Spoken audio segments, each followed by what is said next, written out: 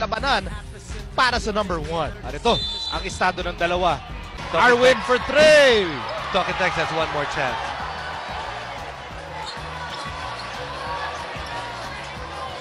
This has not been an amazing night para kay Arwin Santos. Not typical Arwin Santos so far. 9 points and 13 rebounds. Kelly Williams. Shot clock down to 3. Kelly! Binanggit ko kanina, Arwin Santos not having a typical game. You have to say, he was responsible kung bakit naka-atake si Kelly Williams. Started to crowd him and put his momentum forward. Nabasa ka agad ni Kelly Williams atake na walang ngayon. Nang present sa ilalim, etong Petron. Rob Reyes tapos na kanyang gabi with 9 points, 8 rebounds, 1 shot block. First free throw pumasok for former MVP Kelly Williams. Did miss 2 earlier. Dali niya yung pangalawang free throw. Baka mapag-isipan pa eh. It's a 3-point game for Talking Tex. What will Cabagnot and company do? With 1 minute remaining. Dito sa what it's about. Okay, under a minute remaining. Dito sa fourth, Cabagnot. Pinasa Arwin. Finally, Arwin connects. That's a big shot. That is a big shot from Arwin Santos. That's a side view jump. Oh. Carey, Williams, Bonacer, Weinstein, Camalinda. Under a minute to play. Bola na kay Bonacer. One of the veterans on this team. And on this unit, on the floor. Bonacer pa rin na may tanga ng bola. Bonacer, what will he do? Pinasa Kelly. Williams against Arwin. Williams, double team. Shot knock down to 5. Carey without jumps without the ball. Bola pa rin ng Talking Tex. But 4 na segundo na lamang ang natitira sa shot clock. Now they're gonna check just to be sure kung kanino yung bola.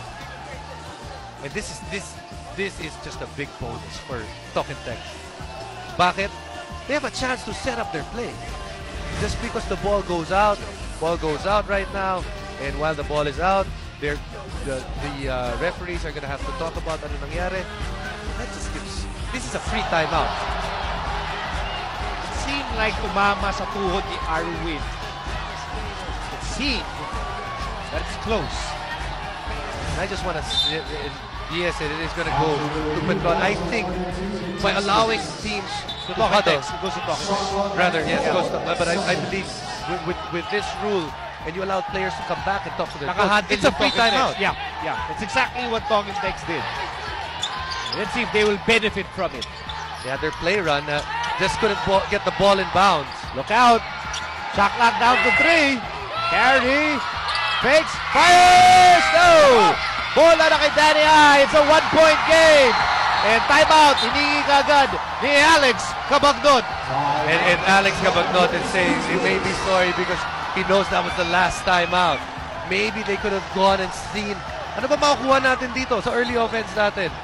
But still, there's a timeout. Might as well use it. Hindi na uuwi yan. Last time na tumawag sila ng timeout, nakakuha sila ng 2 points.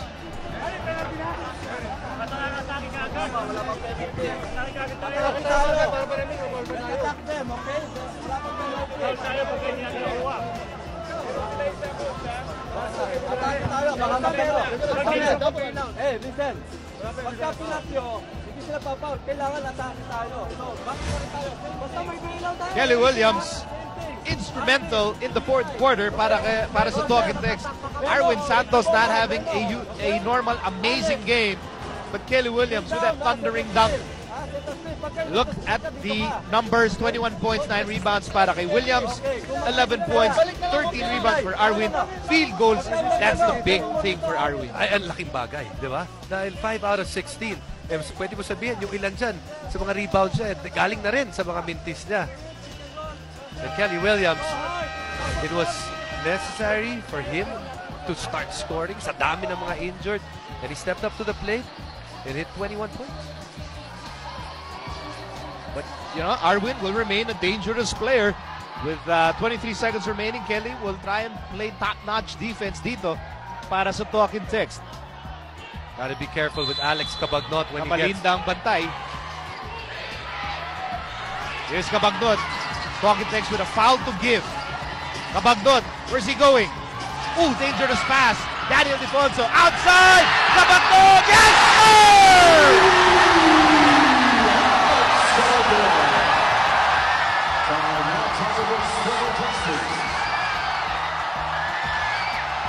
Said it even before the inbound. Gotta watch out for Alex Cabagnot because for some strange reason, yung mga sitwasyon na ganito, pumupunta sa kamay niya. Almost made a terrible mistake. Kept his composure. No one guarding him. Knocked down three-point shot. See it again. Broken play. Kaya nagkagulo yung depensa ng Talking Tex. And then Alex Cabagnot, a guy that has started to make hitting big shots a habit, hits another one. Screen, screen lobby and then roll. Okay, whoever is Danny Iceman. So Danny Iceman is this. So that makes Harvey Kelly here. Okay, if they're switching, that might be free, huh? Relax, let's just go, execute. Attack early, down to tayo. Attack early, taking the last shot, huh? When you get a good shot, go right away, huh? Early. Come on, bro, come on. So you can get the rebound and foul.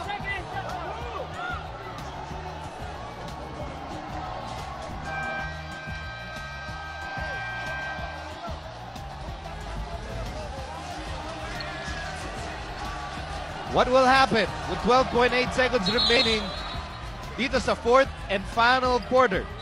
Talking Tex na ngayon ng naghahabol. They're up by one, but after a Cabagnot clutch three-point shot, and look at the great numbers of Alex, 14, 7, and 7. Talking Tex now down by two. Bonacier, Williams, Carey, Gamalinda, at Weinstein. Bonacier will start the play. Pinasa, Carey. Weinstein drives. Challenged by Arwin Santos. Carey, block. Oh, there's a foul. Tinawag ni referee Art Herrera.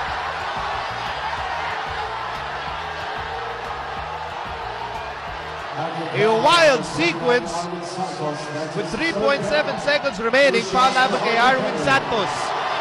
And so much pressure on Harvey Carey.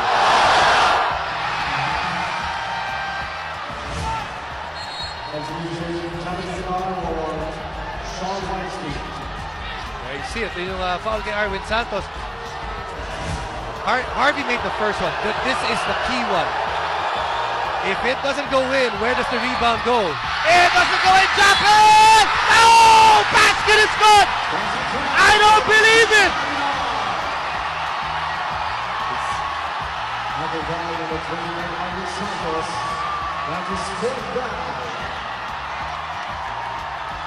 Sabi ni Carey, salamat! Thank you! The second one is actually the harder one. And when you miss, you know that, kita mo naman, sino rumi-rebound? Si Joseph Yo. Japet, free throw. Foul to give, Got it. remember. Talking Tex, foul to give. Wala na timeout. Petron and Japet with a steal. What a bizarre finish. Dito sa Big Dome.